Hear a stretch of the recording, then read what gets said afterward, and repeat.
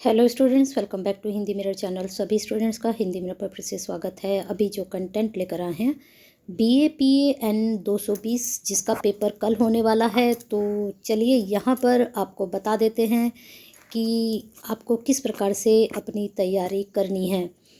तो BAPAN 220 सामाजिक कल्याण प्रशासन, सोशल वेलफेयर एडमिनिस्ट्रेशन, यहाँ हर चैप्टर की जो है मैं आपको बताऊंगी कि आप अपने एग्ज़ाम में कौन से टॉपिक तैयार करके जा सकते हैं।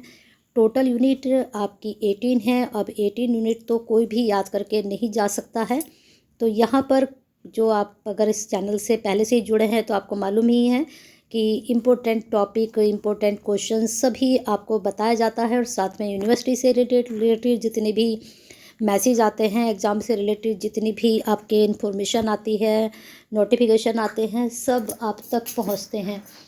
तो यहाँ पर जुड़ने के लिए सब्सक्राइब ज़रूर कर लें। नेक्स्ट जो आपको नोटिफिकेशन या वीडियो से संबंधित जो भी जानकारी है वो एक चैनल से आप जुड़ते हैं तभी सब्सक्राइब करते हैं तो आप तक वो चीज़ पहुंचती है। तो सब्सक्राइब कर लीजिए, बेल आइकन हिट कर दीजिए, जिससे नए नोटिफिकेशन आप तक पहुँचते रहें। और आपके शेयर करने से जो है सभी स्टूडेंट्स तक कंटेंट पहुंचता है और आप कहीं ना कहीं शेयर करके एक स्टूडेंट की हेल्प करते हैं। तो शेयर कीजिए, केयर कीजिए। अब यहाँ पर पहली जो यूनिट है यानी कि खंड 1 है, सामाजिक प्रशासन परिचय से संबंधित है। तो अगर हम बात करें इसमें तो काफ़ी क्वेश्चंस जो हैं आपके यहीं से बनने वाले हैं। 2 से 3 क्वेश्चन आप समझिए यहाँ पर ज़रूर पूछे जाएंगे और 100% आपसे पूछे जाएंगे। तो यहाँ पर सामाजिक प्रशासन और सामाजिक प्रशासन का विकास कैसे होता है हुआ, सामाजिक कल्याणकारी राज्य और प्रशासन, दोनों का डिफरेंस आपसे पूछा जा सकता है। तो तीनों ही टॉपिक बहुत इम्पोर्टेंट हैं। ठीक है, यहाँ मैंने आपको बता दिया है कि 2 से 3 क्वेश्चन जरूर पूछे जाएंगे। बहुत अच्छे से इसको याद करके जाइएगा, 100% पूछे जाएंगे। अगर नहीं आए तो बता दीजिएगा, ठीक है। अब यहाँ पर सेकंड जो खंड है, सामाजिक परिवर्तन और सामाजिक न्याय। ठीक है, यहाँ पर आपने क्या पढ़ा, सामाजिक प्रशासन और सामाजिक कल्याणकारी राज्य और प्रशासन। अब हमें क्या पढ़ना है, सामाजिक परिवर्तन और सामाजिक न्याय, यानी कि 2 चीज़ें, परिवर्तन और न्याय पढ़ना है। यहाँ पर हमने राज्य पढ़ा और प्रशासन पढ़ा। अब इसमें क्या बन सकते हैं, यहाँ देखिए आपके 4 टॉपिक हैं, यहाँ 3 थे। तो इनमें से देखिए सामाजिक परिवर्तन और सामाजिक न्याय क्या है, दोनों की परिभाषा पूछी जा सकती है, अर्थ पूछा जा सकता है, दोनों का अंतर पूछा जा सकता है ना। फिर इसके बाद महिला एवं शिशु कल्याण विभाग, संरचना, कार्य एवं भूमिका आपसे पूछी जा सकती है। अब देखिए 2 के यहाँ पर बताए गए हैं, एक सामाजिक न्याय का और सामाजिक महिला और शिशु कल्याण, और ये 3 टॉपिक इम्पोर्टेंट हैं। ठीक है, तो इन तीनों को आप अच्छे से कर लीजिए और इसको गो थ्रू आप जरूर करके चले जाइएगा।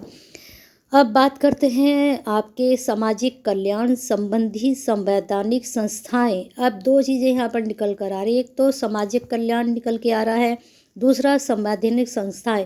तो अब देखिए, अगर आपने ऊपर की यूनिट अच्छे से तैयार कर ली है तो अगर भारतीय संविधान में समाज कल्याण संबंधी, देखिए यूनिट मैंने आपको नहीं बताई तो यहाँ पर ये रिपीट हो रही है दोबारा से। तो अगर आप इन दोनों को मिक्स कर लेंगे तो कोई ज़्यादा अंतर नहीं आएगा। तो समाज कल्याण को पढ़िए, समाज कल्याण क्या है इसलिए इसे यहाँ पर जिक्र नहीं किया है। अब बात करते हैं संवैधानिक संस्थाओं की। जब हम स्टडी करते हैं तो हमें अलग अलग क्लस्टर में अपनी यूनिट्स को बांट लेना चाहिए, अपने टॉपिक जो हैं उनको अलग अलग क्लस्टर में बांट लेना चाहिए, तभी हम अच्छी स्टडी कर पाते हैं। तभी तो ये चैप्टर वाइज देखिए सारे टॉपिक आपको दिए जाते हैं, तो थोड़ा सा अगर आप दिमाग लगाएंगे, एक अच्छी सी स्ट्रेटजी के थ्रू आप पढ़ते हैं तो आप अच्छे से अटैम्प्ट भी कर पाते हैं और अच्छे से प्रिपरेशन भी कर पाते हैं। तो ये स्ट्रेटजी मैं आपको चैनल के थ्रू बताती हूँ, अगर आप इसको फॉलो करते हैं तो डेफिनेटली आपके अच्छे नंबर आते ही आते हैं। फॉलो नहीं करते हैं, तैयारी नहीं करते हैं ठीक से, देखो तैयारी तो आप ही को करनी है, पढ़ना भी आप ही को है, मैं सिर्फ मार्गदर्शन कर सकती हूँ। काफ़ी स्टूडेंट बोलते हैं कि आप नोट्स तो बनवाते नहीं, तो नोट्स तो मुझे लगता है आप कहीं से भी बना सकते हैं।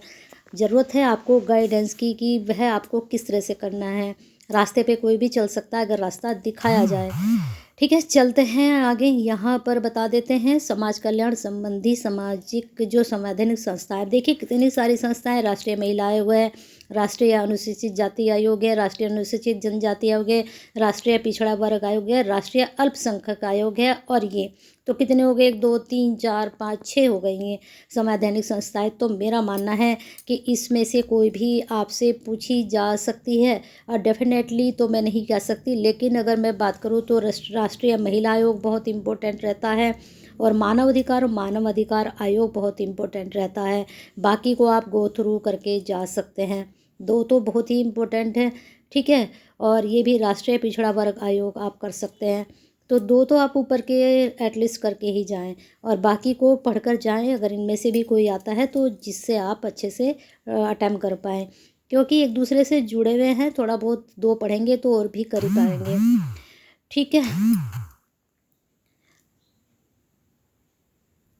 तो चलिए अब आपको आगे बता देती हूँ। नेक्स्ट है आपका राज्य, जिला, स्थानीय स्तर पर समाज कल्याण प्रशासन।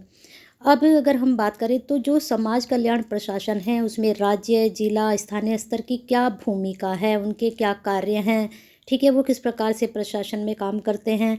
तो देखिए यहाँ पर राज्य बता दिया गया है, फिर सामाजिक कल्याण विभाग बता दिया गया है, फिर स्थानीय स्तर बता दिए गए हैं। तो तीनों की देखिए भूमिका अलग अलग है। यहाँ पर सामाजिक कल्याण विभाग की संरचना, कार्य और भूमिका पूछ ली गई, फिर यहाँ पर स्थानीय स्तर सामाजिक कल्याण प्रशासन पूछ लिया गया, यहाँ पर राज्य और जिला स्तर पर सामाजिक कल्याण प्रशासन पूछ लिया गया है। तो यहाँ पर मैं बात करूँ तो राज्य और जिला स्तर सामाजिक कल्याण प्रशासन आप जरूर करके जाइए, और स्थानीय स्तर पर सामाजिक कल्याण प्रशासन, दोनों यूनिट बहुत इंपॉर्टेंट है, और 100% इन दोनों में से, तीनों में से तो मैं नहीं कह सकती, लेकिन इन दो में से आपसे प्रश्न जरूर पूछे जाएंगे, ठीक है।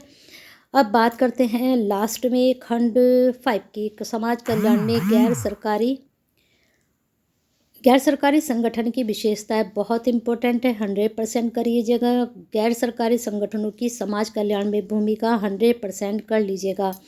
अब ये जो बीच वाली आपकी यूनिट है, स्वयं सहायता समूह, नागरिक समाज, नागरिक चार्टर, और यहाँ पर स्वैच्छिक समूह, यहाँ से इन चारों में से शॉर्ट क्वेश्चंस जरूर निकलेगा, ठीक है। कुछ भी यहाँ से अर्थ परिभाषा, यहाँ से आपका शॉर्ट क्वेश्चन पूछा जाएगा, और लॉन्ग क्वेश्चन यहाँ से पूछे जाएंगे। अभी जितने टॉपिक मैंने बताए यहाँ पर लॉन्ग शॉर्ट भी आपको बता देती हूँ कौन से। जो आपकी फर्स्ट यूनिट है, यहाँ से लॉन्ग क्वेश्चन आपके बनेंगे, यहाँ से शॉर्ट क्वेश्चन आपके निकलेंगे, और यहाँ से भी आपके शॉर्ट क्वेश्चन निकलेंगे, और इसमें से आपके लॉन्ग क्वेश्चन निकलेंगे, और यहाँ पर इस यूनिट से शॉर्ट, और इन दोनों यूनिट से आपके लॉन्ग क्वेश्चन निकलेंगे। तो मैंने यहीं पर आपको सब कुछ समझा दिया है, बस आपको पढ़ना है, अच्छे से तैयारी करनी है, टॉपिक को फॉलो करिए, और अपनी बुक नहीं है तो जो टॉपिक आपको बताए जा रहे हैं आप उनको गूगल से या कहीं से भी अच्छे से प्रिपेयर करके अपने एग्ज़ाम की तैयारी कीजिए, और हिंदी मिरर के चैनल को सब्सक्राइब के साथ साथ शेयर भी करते रहिए।